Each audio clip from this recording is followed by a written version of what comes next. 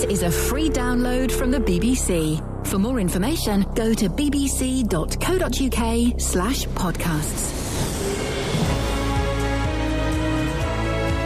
Hi everyone, thanks for downloading my podcast. Yay!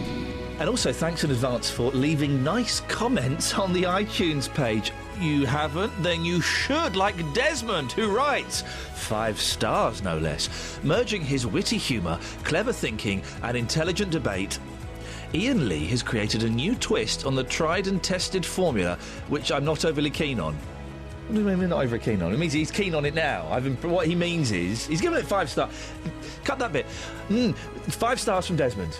And he left some nice words as well, so that's great. You can do the same. Thanks very much. Across beds, hearts and bucks. This is BBC Three Counties Radio. That's what happens when choose you right. Good song, isn't it? I didn't write it. I wish I had have done. That's the new single by Chaz and indeed Dave. By the way, at the end of this podcast, you'll have that song in your head until you die.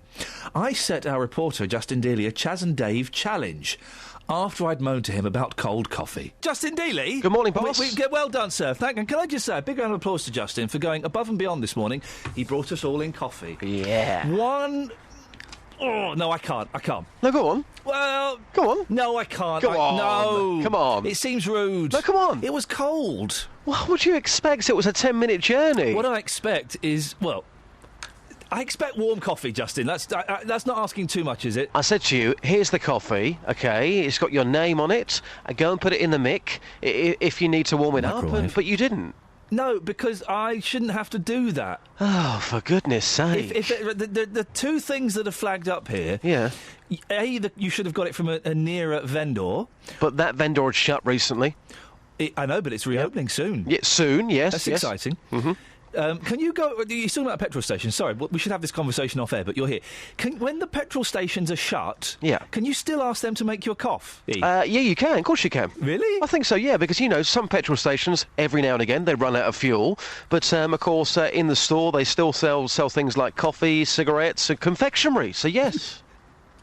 How does he get the coffee through the slot? I don't know. This morning, I had to say, I need 5 coffees. The door was locked. I said, I need to come in. This is going to be quicker for all concerned if you just let me in the door. And he did. This is going to be quicker for all concerned. Oh, you've made me chuckle. Listen, we've been playing this song this week. Yeah. I don't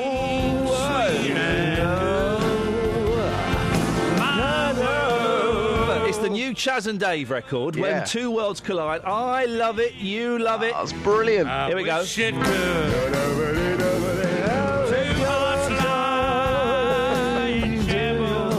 I think it's a cracking song. Yeah, so do I. We've sort of been told off by management for playing it, but perhaps a little bit too much. When two worlds collide. Even Kelly Betts is singing along with it. Justin, can you do me a favour? I want to win management round. Can you take a copy of this song out this morning? And I don't know, get like a ghetto blaster or something. Yes. And play it to the people of Beds, Hearts and Bucks and get their opinion on it. You are in luck. I tell you why, because this morning I have my Bush ghetto blaster with me. Have you got your Bush out? Yes, I've got my Bush out. It's here with me today. I'll be taking the new Chaz and Dave single onto the streets of Bedfordshire to get people's reaction. Even if they don't like it, I'll make them say they love it. Don't worry, it's all under control. Make it good, and we're going to get Chaz on later on, hopefully. So fingers crossed. We'll have a word with him. And the weather dry with sunny spells and a top temperature of 18 degrees Celsius. That's 64 degrees Fahrenheit. Get the latest news and sport along with some heavy breathing at bbc.co.uk/3 counties. So, Catherine. Yeah. I have to drive down the motorway M1, as I like to call it, to get to my house. Yes. Where I live. I was wondering if I could kip at yours tonight. Oh. Well, I would say yes, but my mother-in-law's on the camp bed. Well, you could sleep on the floor. Oh, thanks. Or she can. One of you can sleep on the floor. I mean, I'm not fussed which. Right. I'll top and tail with your mother-in-law. She'd love that. How old is she? She's older than you. But Perfect. She's quite small. Perfect.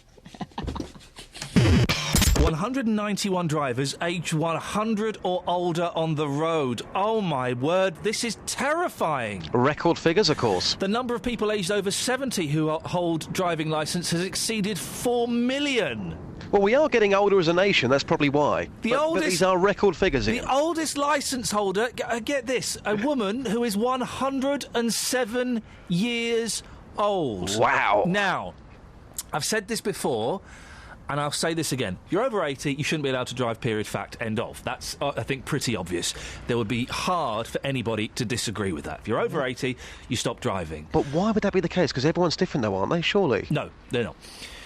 And if you are over 65, you have to do a driving test every year. We have to keep the roads safe, Justin. And some of these older drivers, no disrespect, some of these older drivers just aren't up to it. Roads have changed since the First World War. There are more vehicles. We don't have that man waving the red flag in front of the car anymore. Obviously, the roads have changed, but I don't think you can be as stereotypical to say that every single person over the age of 80 should not be on the roads, because you could have somebody who's 85 years old and they've got the reactions of somebody who's 50 years old. We can't put everybody into the same boat, can we? If yes, we can, Justin. If it saves a life, then I'm afraid we do have to. They've got free bus passes, and I know we have a lot of older listeners, and I love all of them, apart from Dennis. But no disrespect, but they should not be allowed to drive. It seems obvious to me, and I think people would be hard pushed to disagree with that if they really look into their hearts and souls. Well, I have to say, this morning I've been out and about talking to motorists. Most people agree with you. I've been getting people's opinions about older drivers, and here's what people have had to say. Most of them are an absolute nightmare. Drive slow, some of them don't indicate, just a nightmare. So dangerous to the roads, Dangerous to the road, yeah. Personally, I think they're worse than, or more dangerous than younger drivers, to be honest. Now, when you say they're dangerous, what are they doing? Less aware, to be honest. And I know people say the younger drivers are quite bad, but I think older drivers are quite bad too. I just don't think their reactions are the same anymore. It's totally different. It's they certainly slow down, don't they? You know, and when you come to junctions and things like that, they haven't got the confidence anymore, I don't think. I mean, just lastly, this report out today says that there are drivers out there above the age of 100. Do you think there should be a cut-off point that says once you hit a certain age, you shouldn't be driving on our roads? Yeah, I think so, yeah, definitely. And what do you think that age should be?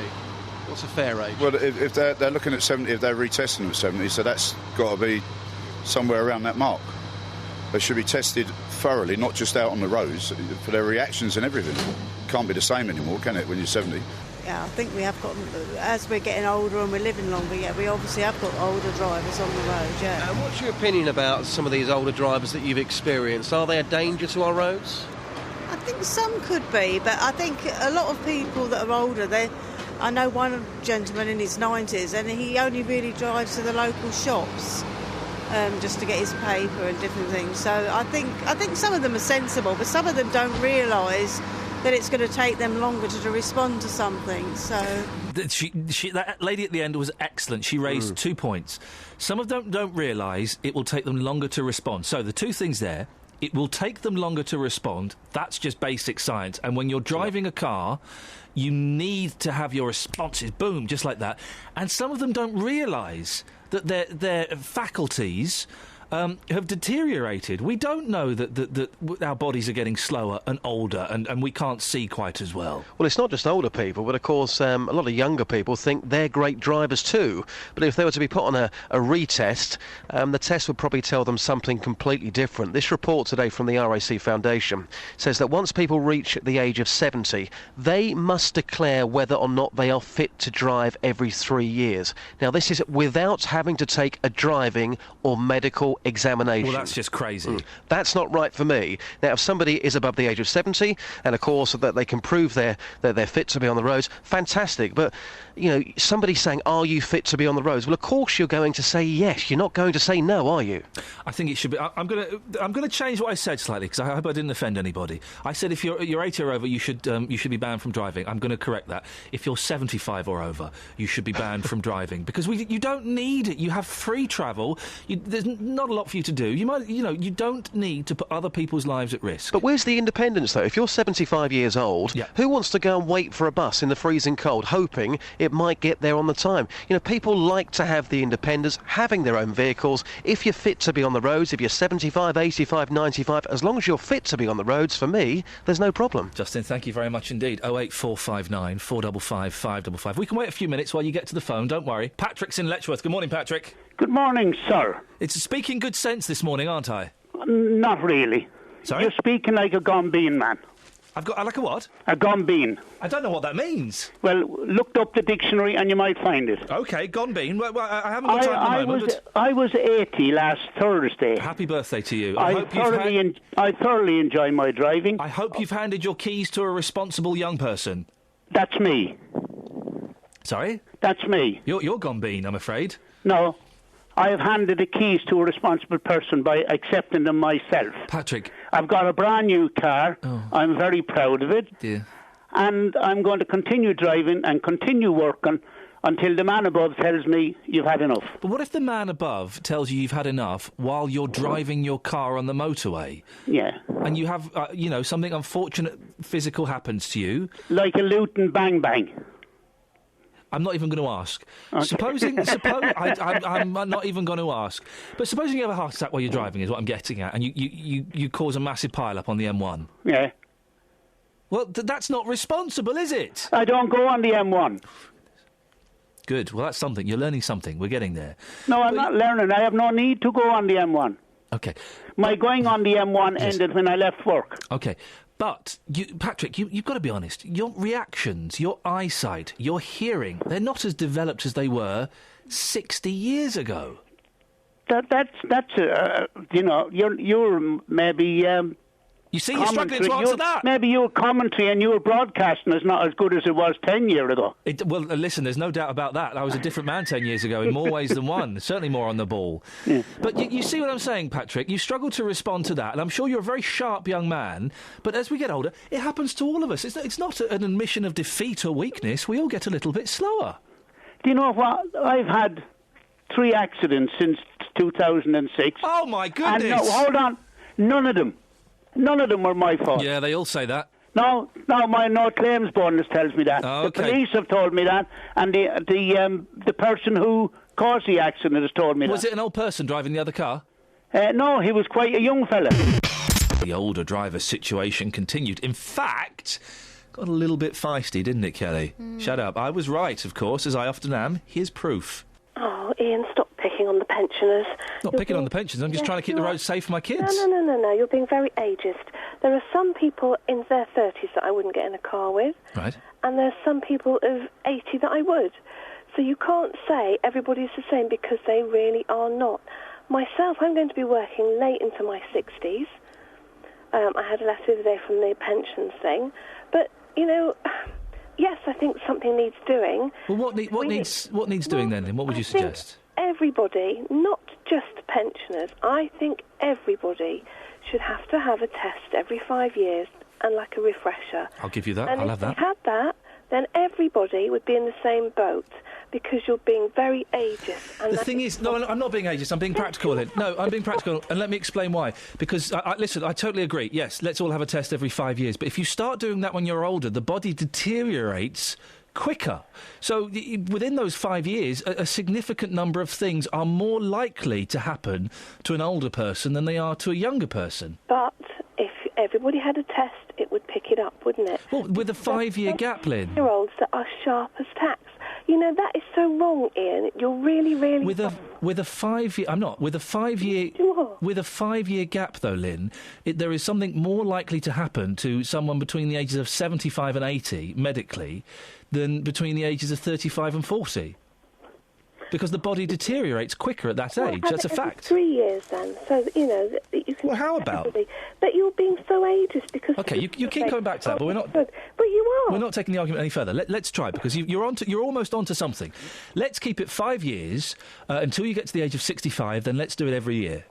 Well, that's fair enough. Fine. And then when you get to 75, you stop driving. There we go. We're sorted. No, there are some 80-year-olds that are fantastic. But there are some 80-year-olds that are awful, and they don't recognise they're awful. It would be checked out, wouldn't it?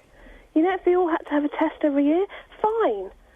But you can't say because they're a certain age, they're not as good as they were the year before. You can't say that. And I'm not saying that. Well, you are. No, I'm not. I'm saying they deteriorate quicker. Well, that's a biological fact, Lynn. They do.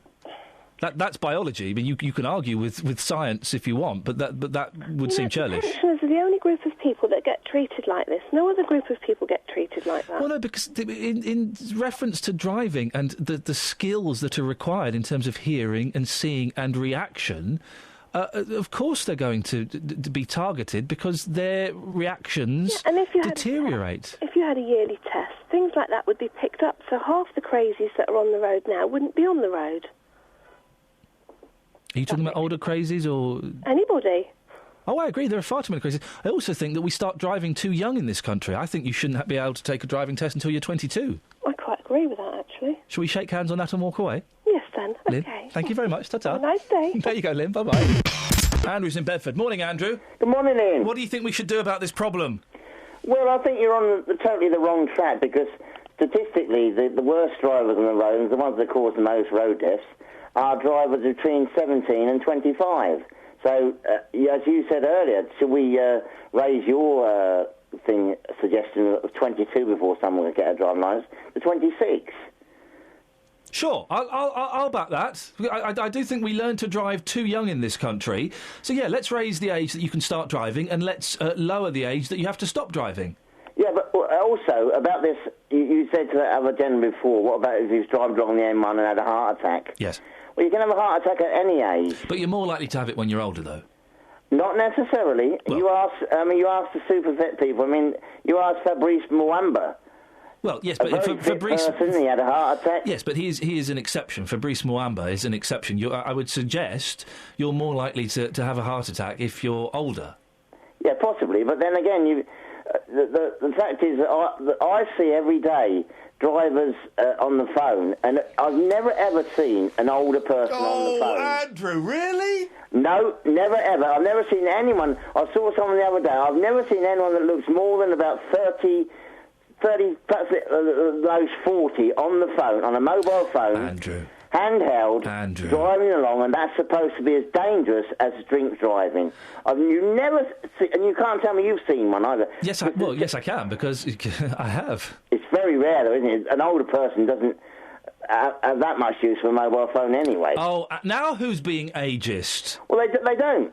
Of course they do. Old people use mobile phones. Yeah, but they don't use them at the same time they're driving. I've never seen one, and I see every day practically if I'm out and about, and it's always people who are 40 or below, and it's often a lot younger than that, and that's as dangerous. I mean, that should be much more enforced. And coming back to what you were saying earlier, xenophobia and racism is a very thin line between the two of them, isn't there? Well, no, they're too distinct. Well, how would you describe xenophobia? Well, xenophobia is a fear of something or someone foreign. Yeah. Racism is a hatred of something or someone foreign. Yeah, but how do you distinguish? I mean, you can't distinguish between fear and hatred. Yeah, I'll give you an example. Well, these recent Greek protests about the austerity, there was a lot of them. There was scenes shown on BBC News of the people holding up placards with Angela Merkel wearing a Nazi uniform. Now, is that xenophobia or is that racism? Xenophobia. So it's not racism? No. Why? I don't think you can be racist against the Germans. Why? Because they're not a race. Of course they are a race. Well, no, they're not. They are. Well, no, they're not. Of course they're a race. They're not a race. Well, they are. They're not. They're the Germans. Well, that's a race, isn't it? Well, no, it isn't a race. It's Germanic. It's the Germanic race. Well, it's the Germanic people. It's not a Germanic race. Again, it's a fine line, but no, you can't be. And also, why is it racist depicting Angela Merkel in a Nazi uniform? I don't understand. Well, I mean, surely they were racist, weren't they? Who? The Nazis. The Nazis were racist, yes. So it was a racist thing then. If you're depicting someone as someone that was one of the most racist people on the planet, surely you're making out that they're racist. Well, you're making out xenophobia. No, well, you're saying was it the Greeks being racist by having pictures of Angela Merkel dressed in a Nazi uniform? No, the Greeks were not being racist. Yeah, you said it was xenophobia. Yes. Well, how can that be? If they're depicting someone as being one of the most racist groups of people on the planet ever. Because they're depicting someone as being racist, it doesn't make them racist. It must do. Well, why? If I depict you as being a racist, that doesn't make me racist. Yeah, but if you're picking on me because of my race... But I'm not. You don't know? And that's kind of how the show works. You call me to talk about older drivers, and we end up talking about the Germans. Warning! I'm about to tell you a very upsetting story involving a baby vole and its blood-filled death. If you've got any children listening, then forward this podcast on for about 2 minutes, 51 seconds, starting in 3, 2, 1. I had an horrific day. An horrific day. Yeah. I came home from work... And my boys were jumping around all excited with big grins on their faces. I said, boys, what's going on? Daddy, we've got a new pet. Thinking, oh, hang on a second. What? No, we haven't. We've got a cat, we've got a rabbit, both of which are getting on my nerves a bit at the moment. We've got a vole. A vole? I've never seen a vole. I didn't know what a vole was. And my wife went, there was a vole on the kitchen floor this morning. And so I went and it was out in the garden, and it was a tiny baby vole. It was about that big. Right. About 2 inches. And it was lying on its back in obvious agony, just moving its arms, and its little mouth was going, please, someone have the sense to help me. And my cat had brought it in, and I was quite pleased to think that my cat, 14 years old, can still do it. Yeah. And she brought this vole in, and had obviously snapped its spinal cord. Oh. So my boys, to help it get better... They did what any person would do. They put it on a magnifying glass and put leaves around it. Humane. Exactly. And my eldest is going, it's nearly died, it's nearly alive. That rhymes. And I was going, well, technically it's not a rhyme. We'll deal with that later. And they said, can we keep it? Why wouldn't you want it? And I had to say to my wife, sort of mouth to my wife, we've got to get rid of this. God, get rid of this vole. She said, I'm not doing it. So I said, boys, why don't you go in and watch a Mr. Maker, CBeebies programme, excellent, and Daddy will make a coffee and we'll see what happens. So they don't laugh, this is horrible. So they went into the living room, put Mr. Maker on. Actually, it was a giggle biz, which is very, very funny. Details. And I picked up the magnifying glass, I took it into the garage, I shut the door behind me, I tipped the vole onto the floor, and it's just like this, going, please, somebody. There was a house brick in there, and I... God, you didn't use the magnifying glass? No, I didn't. The magnifying glass was not part of this anymore. Now, that's out of the story. And I actually said, I'm so sorry for this. Oh. 3 times. Oh. 3 times I bashed a vole's head in with a brick. They have and I do apologise. Young ears listening, they have a surprising amount of blood in them.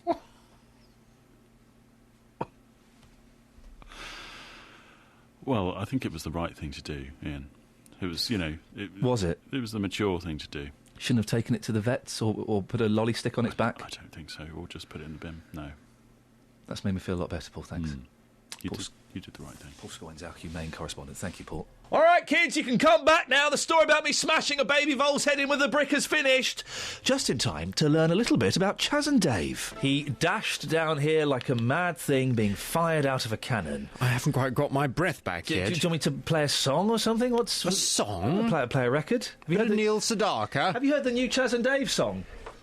I'm not a great lover of Chas and Dave. Snooker, loopy, nuts are we. Pop the red then, screw back for the yellow, green, brown, blue, pink and black. Snooker, loopy, nuts are we. We're all snooker, loopy. I got sent the new one, Two Worlds Collide. I like a bit of Chas and Dave. Have a listen to this. See what you think of this. You might... hang on a second. Let's... What?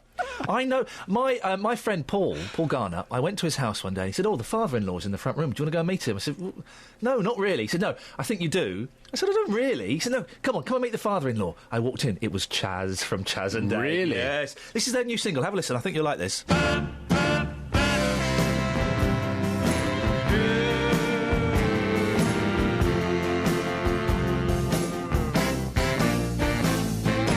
Your world was so different from mine, don't you see?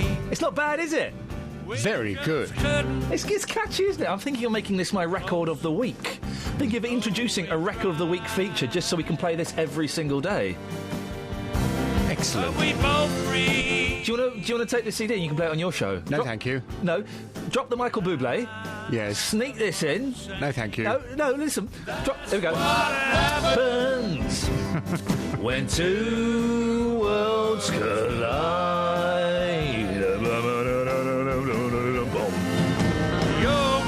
Okay, that's lovely. Well, listen, let me give you this, because you can take this. Drop Michael Bublé today. No, honestly. Drop Candy by Robbie Williams. No one wants to hear that. Take that. No, go on, take it. Really? Yeah, go on, enjoy it. Oh, good. Be a lot of fun. That's what happens when two worlds collide. That's what happens when two cockneys decide to go into musical partnership together. That's what happens. They make classic tunes. Oh, kids, listen away again for 3 minutes, 27 seconds. Going to talk about the dead vole, and this time I'm also going to include a dead kitten. 3, 2, 1. Leslie, did I do the right thing? Oh, absolutely. Good. What happened to you? Have you had to do this? Oh, well, no. Oh. I was driving in Stevenage and drove past this bird sitting upright in the gutter. Yes. And I thought, what's wrong with that? Why has it moved? I turned round and went back.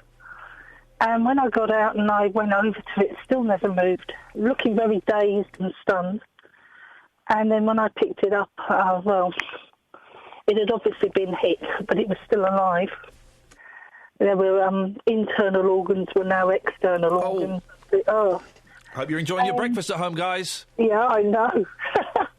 And I went out, I'm afraid. I flagged down the first white van that came along. And with much apologising to the gentleman inside, I just said, I can't do this. I can't kill that bird. Yeah. And I can't leave it like that either. And what did the fella in the white van say? Not very much, actually. He just gave me one of those looks, this typical female. Call a man in to do it. Yeah. And he just went over and he took it into the bushes and did the business. What? Listen, we've got young ears I listening. know. We've got young ears listening. But what? He picked it up. He wrung its neck. He did it with his bare hands. Yeah. At least I used a weapon and tissue paper. I couldn't touch it. Well, there weren't any bricks around. It was sort of, unless he started ripping branches off of the trees. Oh, dear. You know, or started ripping around in the back of That poor fella, he's driving to work, minding his own business. Suddenly some lunatic woman, could you go and kill a bird for me, please? I tell you, Leslie, I've got previous.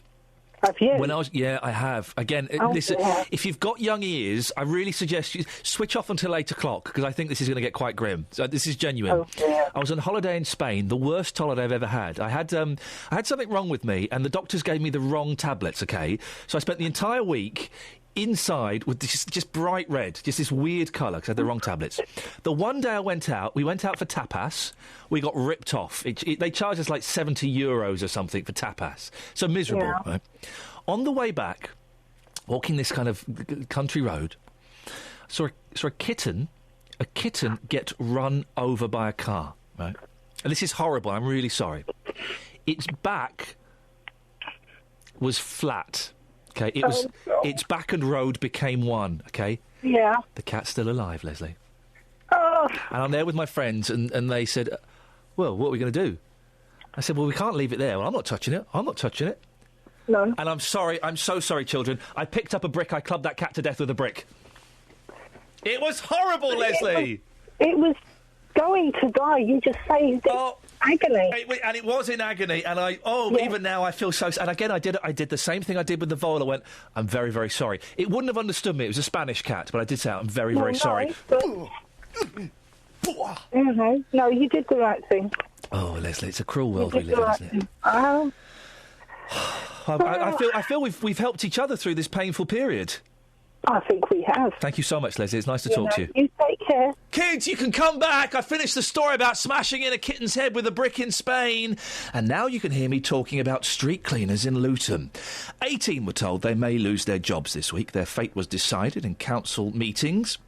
18 were told they may lose their jobs this week. Their fate was decided in a council meeting that they weren't allowed to go to. In fact, the way the 18 workers would have found out was by listening to my breakfast show.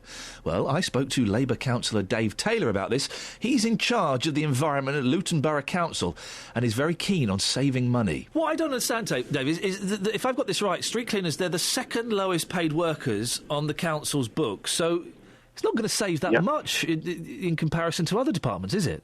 Yeah, that's right. Well, it saves £369,000 a year by cutting those jobs. We didn't want to do it, and I felt bad about doing it. And I talked to the street cleaners outside before the meeting, and talked to them, at the meeting afterwards. And it was a very difficult decision, and I never thought I'd see the day come to this town. So this decision has been made because you have to save money. The council has to save money. Because we're in an impossible position that the government have put us in by saving many, I think it's something like £47 million that we've got to save. And I don't think we've seen the worst of it yet. OK, so you're doing this to save money. Can I ask, last night you made 16 people redundant in an attempt to save money, and then you and your officers go off to a nice dinner at the Luton Hoo Hotel to coincide with the opening of the busway at £1,000 a table. Yeah, that was sponsored by the conference attendees, by the businesses, because there was a conference going on at the Thistle Hotel. So did the council pay? No, we didn't. There was no cost whatsoever to the council. If there had been a cost to the council, we would not have gone. I was honest with the street cleaners. I told the street cleaners where we were going. It still looks pretty rubbish. 16 people are going to lose their jobs, although they've only just had that confirmed by you being on the radio. Then you'll swan off to a swanky dinner at the Luton Hoo at £1,000 a table. It's kind of rubbing their noses in it, isn't it? Yeah, there was no cost to that to the council. But still, it doesn't matter if there was a cost or not. It looks very arrogant, doesn't it? Yeah, and I explained to the street cleaners where we were going. But you went? And we went, because it culminates in the busway today, Dave, which I'm on my way to now. If I just sacked 16 people, I would feel very, very uncomfortable sitting at a table that was costing £1,000 with a champagne reception. I'd feel very uncomfortable. I possibly wouldn't have gone on the same day I'd sacked 16 people. We were not celebrating sacking of the street cleaners. We're celebrating the opening of the busway. And I'm not suggesting that you were celebrating that, but you can see how people who are about to lose their jobs... would see that as kind of, I don't know, an arrogance that you could go and sit at a table that cost £1,000 a table, a champagne reception. Yeah, absolutely. I was honest with the street cleaners outside I told them where myself and Sean were going. But that doesn't make it any better. That doesn't make it any easier to swallow. It doesn't make it any better. We were guests of the conference to celebrate the opening of the busway. Did you ever consider not going? I did consider not going. I did inquire. Is there any cost to the council? And there was not any cost to the council. But the cost to your dignity? Well, not necessarily my dignity. I was open and honest about it. Well, it doesn't. So you just to finalise, because we're running a little bit late, you think it's totally appropriate to go to a champagne reception where it costs £1,000 a table on the day that you've sacked 16 people? To celebrate the opening of the busway, which has been going on for 16 years. You think that's appropriate? Well... I mean, it's if you think that's inappropriate, fair enough. So you're to celebrate the fact that something has gone over time and over budget. You've gone to a swanky champagne reception at £1,000 a table on the day you sack 16 people, and that's acceptable. And I'm just on my way to the opening now. Okay. And I'll probably see you down there if you're down there. Dave, thank you very much indeed. It's a different world, isn't it? 16 people are going to lose their jobs. Got it down from 18. Well done, guys. So on the same... Not even the same day, the same evening that 16 people are going to lose their jobs. They didn't know they were going to lose their jobs. They had to find out this morning. You go off to a champagne reception, sitting at a table that costs £1,000 a table. Yes, the council haven't paid for it. That's fantastic. But still, it's just the image that presents. That was Dave Taylor. Not Dave off of Chas, but Dave off of the environment at Luton Borough Council. But speaking of Chas, Dave, I really wanted to speak to Chas this week. You might hear him in the podcast. Failure on the part of my team. We're trying to get Chas from Chas and Dave on. What the hell? And yes, I am cursing because I am furious. What the hell is going on, Kelly Betts? Where is Chas? So Chas, as in Chas and Dave? Yes. I've left a message on his mobile phone, and I found his house number. Right. And I've called that as well, and that's rang and then went to answer phone. Right. So what I'll ask the question again. Where is Chaz? Chaz, if you're listening, can you give us a call? We want to talk to you about that awful, that really good new single that Don't do it like that. He's not going to come on if you're being rude about him. No, that was just a mistake. OK, thank you, Kelly Betts. You failed. You've got 30 minutes to undo your failing. Yeah, we'll get him. OK.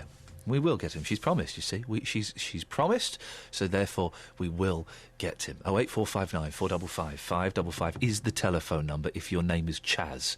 Even if you're not the Chaz from Chaz and Dave, we'll talk to you, OK? Not saying we're desperate, but if your name is Chaz or Charles or Charlie or Chuck, because that's what Chaz is short for, we'll talk to you. So, did she manage it? No. Stay listening. Kenya's foreign minister has claimed that a British woman was involved in the Nairobi terror attack. The Foreign Office says it's investigating whether she is Samantha Lewthwaite from Buckinghamshire.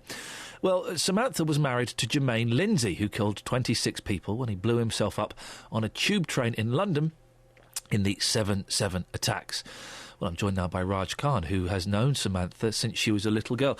Morning, Raj. How did you know Samantha? Good morning to you.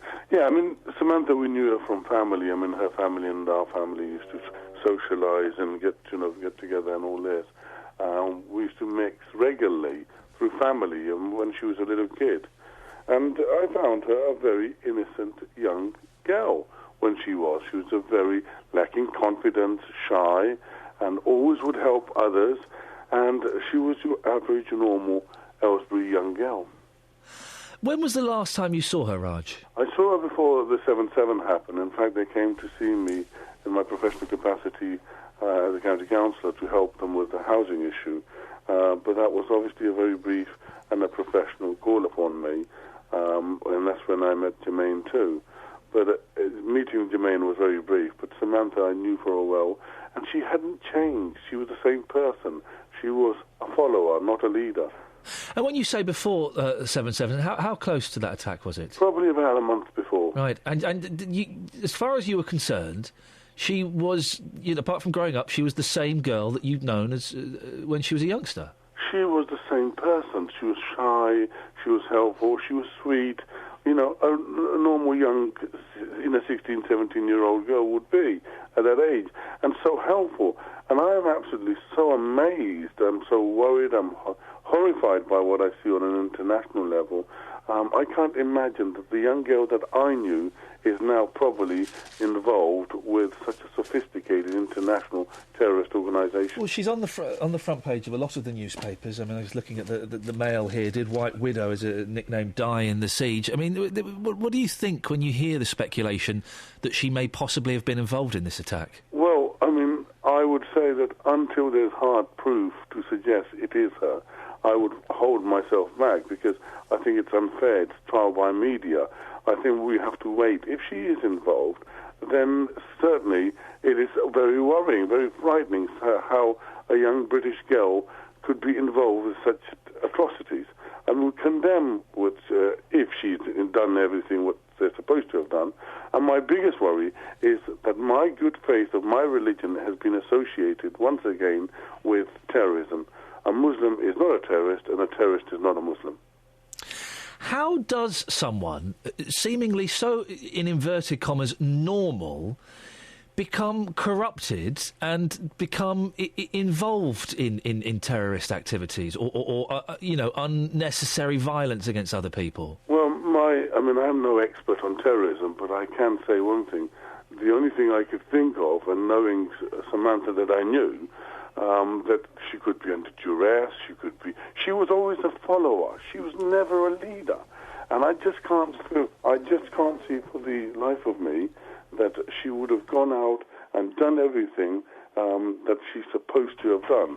She has been a follower, and she lacked confidence, and it worries me, it frightens me that she could be what they're saying. But I'm holding an open mind at the moment until they can prove otherwise. And that's your latest news and sport. I'll be back with more at 7 o'clock. Catherine, listen. Yes. Atmos. Can you hear that? Hello? Yes. Yeah, she stopped. She stopped. Yeah, but that was Atmos. That proves I'm actually at Luton train station. Listen, you've had children, haven't you? Yeah. And you had them the proper way, the way God intended, didn't you? Well, I don't know. It ain't natural, is it? You did what my son says when he's trying to have a poo. He heaved and he hoved. I'm heaving and I'm hoving, Dada, and it's not coming out. Yes. Was your husband there, and did he see everything? He saw everything? He did, even though I'd said to him to stay away from the business end. Yeah. But they kind of forced him to look. Why would they force a man to look? Well, I suppose, this is what you've done. Anyway, he was actually quite shaken by the whole thing. It's a horrific. magical thing, but he said he went home and he did have a little sob to himself just because it was so shocking. Listen, I was there for both my boys. I didn't see the first one coming out. I saw the second one coming out. And actually, thinking back, part of me wishes I hadn't seen them coming out because it kind of changes. Yes, it's magical and it's a miracle and it's all of that stuff. But it kind of changes, I think, the way you look at your wife a little bit. So maybe Simon Cowell's got this right, that yes, being at the birth is a good thing, but actually seeing everything happen, I'm trying to handle this so delicately, but I feel naughty when I'm stood outside. Seeing everything happen is a bad idea. Do me a favour. Fortunately, I didn't have to look, you see, so I can't say. I think this is a job for the fellas. Could you do me a favour, Catherine? Yes. Could you get pregnant again? No. Oh. Thanks, Kath. Earlier this week, we spoke about Vulgate. This is an exclusive only for the podcast. It was too graphic to broadcast on the radio. We can put it up on the internet because, as you know, you can see pictures of literally anything. Ugh!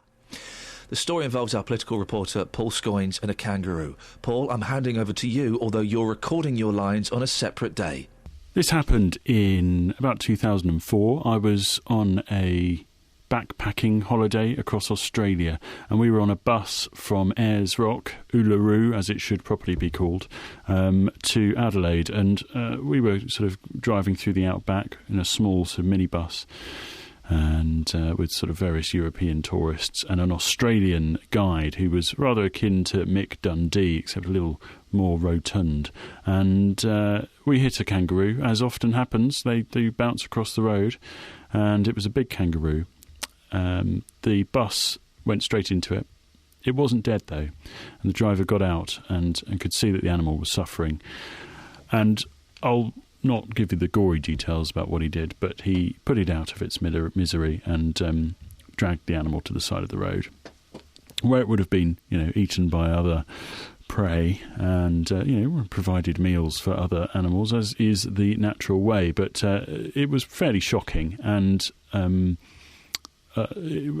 some of the people in the bus were a little bit upset, and we sort of drove on in silence for another sort of half an hour before anyone sort of started talking again. And it was one of those moments of nature where you sort of see things happening that you don't usually see in the city, I suppose. But it will always stay with me. Thanks, Paul. That was great. Now, this morning, we're talking about acts of kindness. Plenty of good people out there. We've already heard from our political reporter, Paul Scoins, who got his e-reader back after leaving it on a bus. Well, he's not the only one who benefited from the kindness of strangers. We had an email yesterday, I think it was, from Flora McGregor. Good morning, Flora. Good morning. Thank you very much for getting in touch with us. What's your story? What happened? Well, I was on the Berkhamsted train to Euston on the 9 o'clock train on Saturday morning after being dropped off at the station by my friend. I got up to the platform, got on the train, and I suddenly realised I had left my handbag in my friend's car. By this time it was on its way to Hemel Hempstead. And the lady who was sitting beside me, when I said, "Oh dear," she said, "What's wrong?" And I said, "Oh, I've left my handbag." "Oh," she said, well, I said, "I'll have to get out at the next station." And at that point, she got into her purse and handed me a £10 note. She said, "That will get you a taxi back to your friend's house." I was flabbergasted, and by the time I had recovered, the train was at Hemel Hempstead. I could not get her name or address or even town, but I assume she was in the Three Counties area, and hence my email to you yesterday so that I could thank her. So hang on a second. So you didn't ask for any money or anything? You just told her what had happened? She just gave me this £10 note, and I got off the train because it all happened within the time the train takes from Berkhamsted to Hemel Hempstead, which is about 3 minutes, and this happened.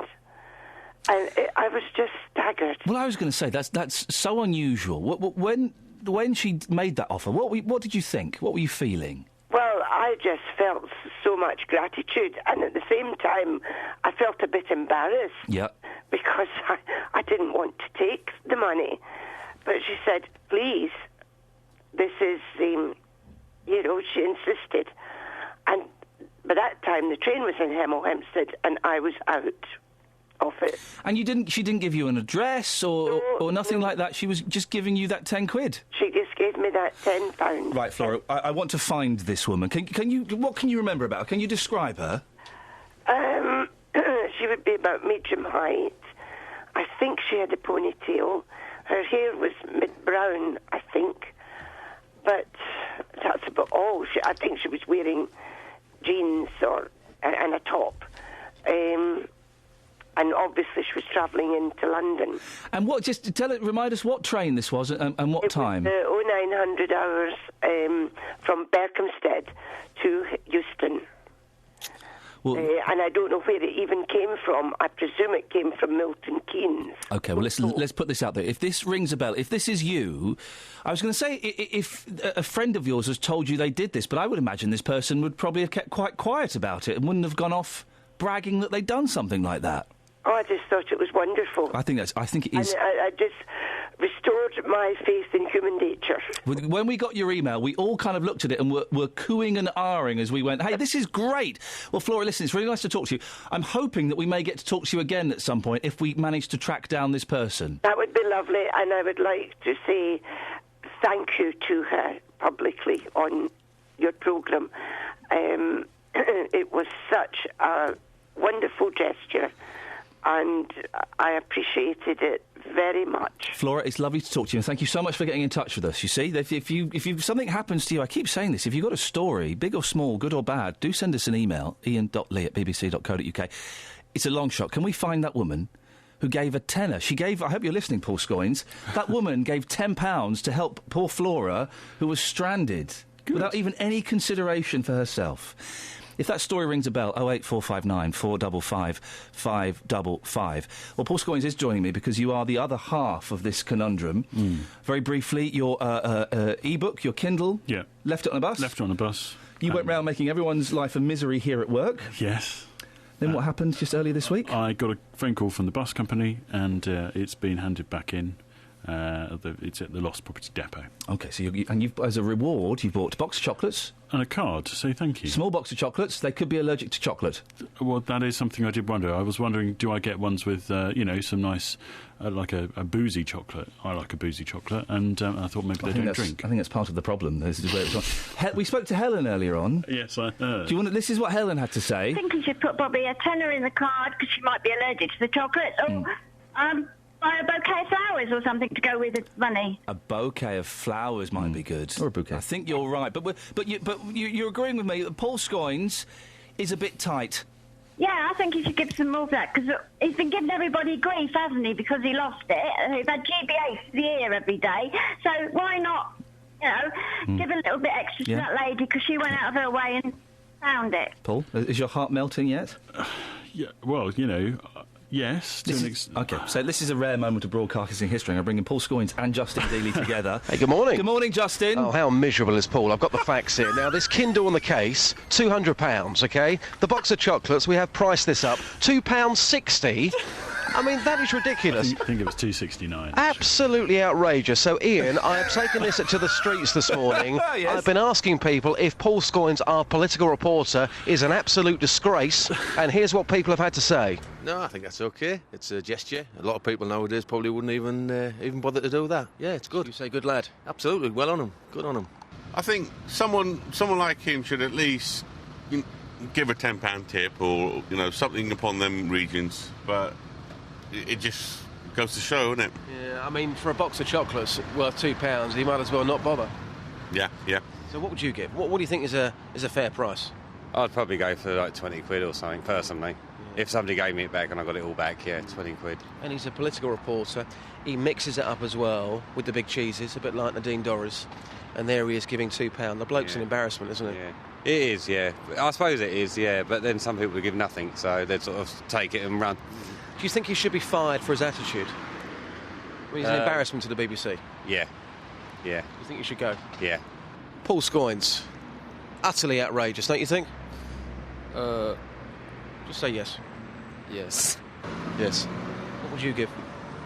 For a Kindle, I don't know, a bit more than a box of chocolates.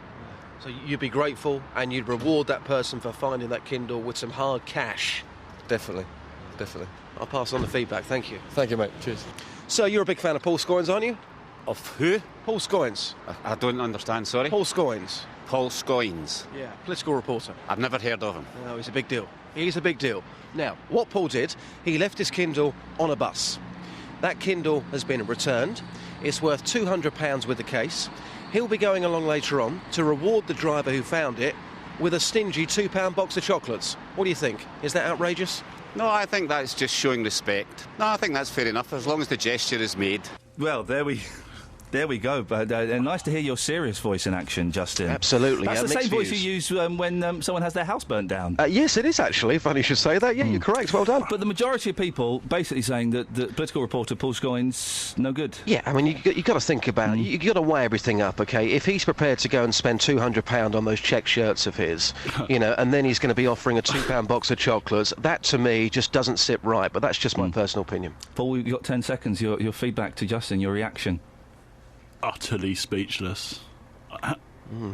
Bit like most of our listeners. I'm not a disgrace. Thank you, Justin. Paul, I suggest you go and have a good hard think in the toilets. Off you go. Lock the door. Across beds, hearts and bugs. This is BBC Three Counties Radio.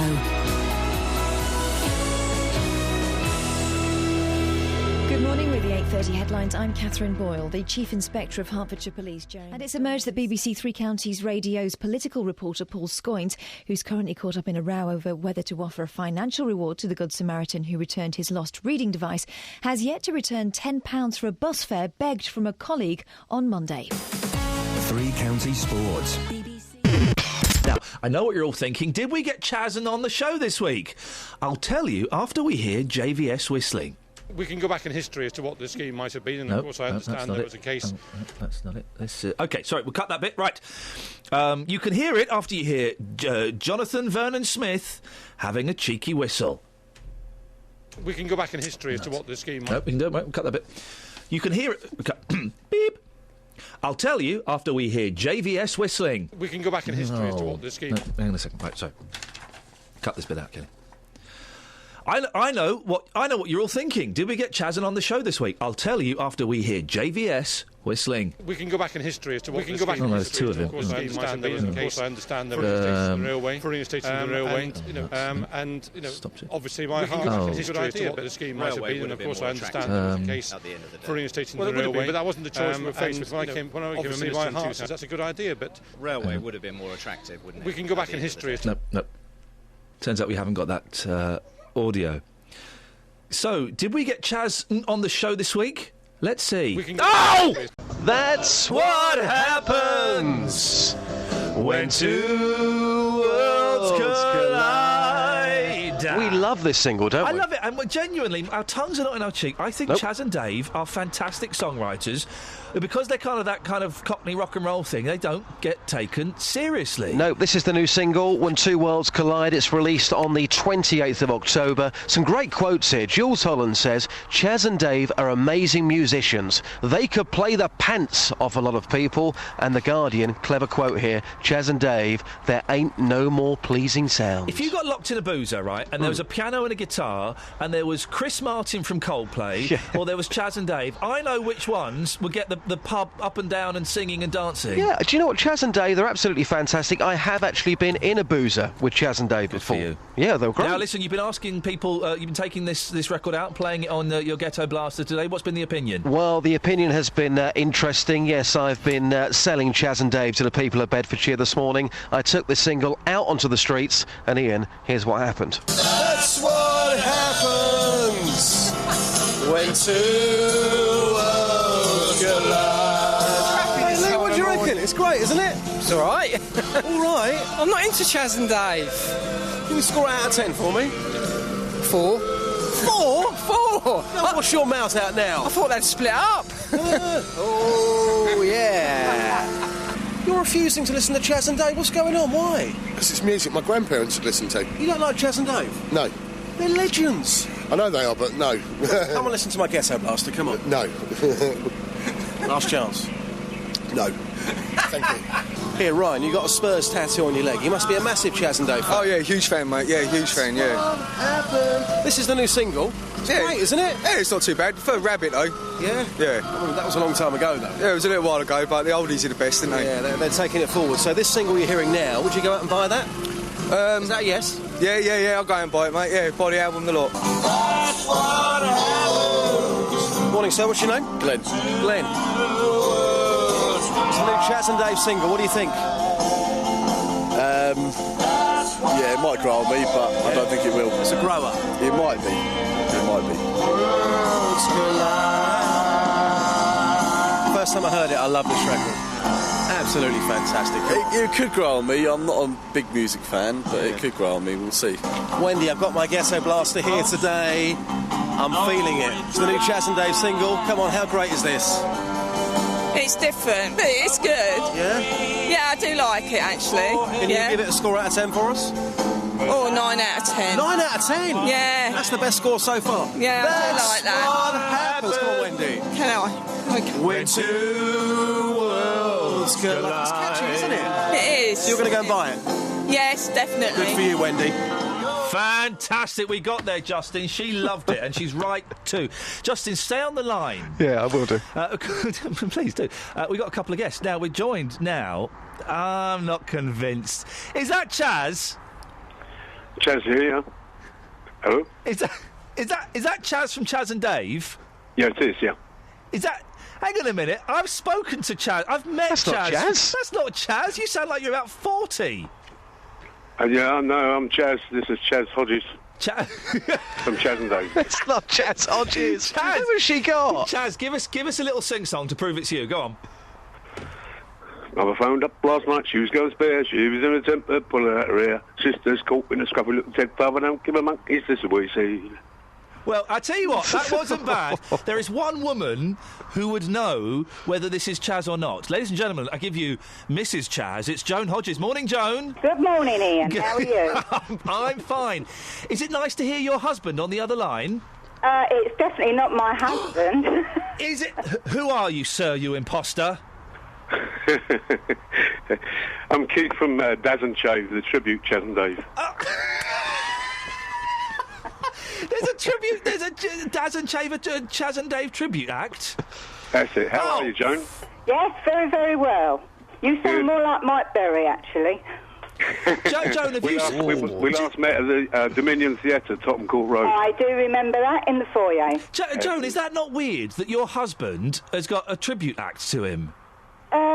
Not really, because I think there's a load out there, isn't there? There's a few. Yeah. Fake Chaz, when you play, what kind of audience is he getting, and what sort of age are they?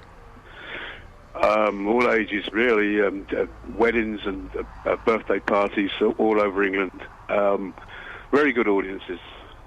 Mixed age. And it's a popular... Listen, Fake Chaz, we shall let you go, but thank you so much for being a good sport. That's from Daz and Shave. Joan Hodges, lovely to speak to you, my dear. How are you doing? Very, very well, Ian. Where on earth is your old man? He is sound asleep because he didn't get in from... Well, he worked late, right through till 4 o'clock this morning. Where's he been working? Well, he was writing last night. Oh, what's he writing? Not another gardening book? No, music. Fantastic. He writes up until 4 o'clock in the morning. Does he really? Yeah.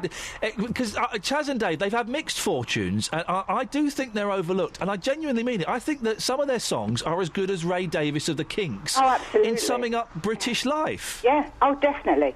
And this new album, I was lucky enough to be in Abbey Road when they were recording it, and the absolute vibe there was magical. When Jules came in, it was absolutely brilliant. There's a lot of affection for them. They're doing a huge tour, aren't they?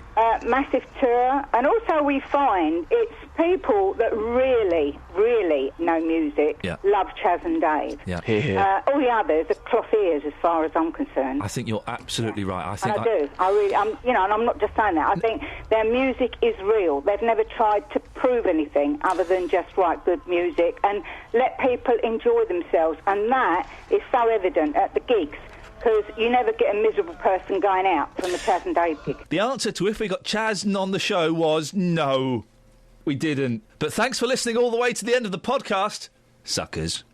If you want to send me an email and congratulate me on winding you up successfully for 50-odd minutes, iain.lee@bbc.co.uk. You can listen to the show live on BBC Three Counties Radio every weekday between 6 and 9, or you can go and listen again. Thanks, guys. It's been really nice sharing this time with you. We can go back in history as to what the scheme might have been, and of course I understand there was a case for reinstating the railway. Shut up. Thanks for listening to this free download from BBC Three Counties Radio, your local radio station for beds, hearts and bucks, on FM, AM, digital radio, and online at bbc.co.uk/3counties.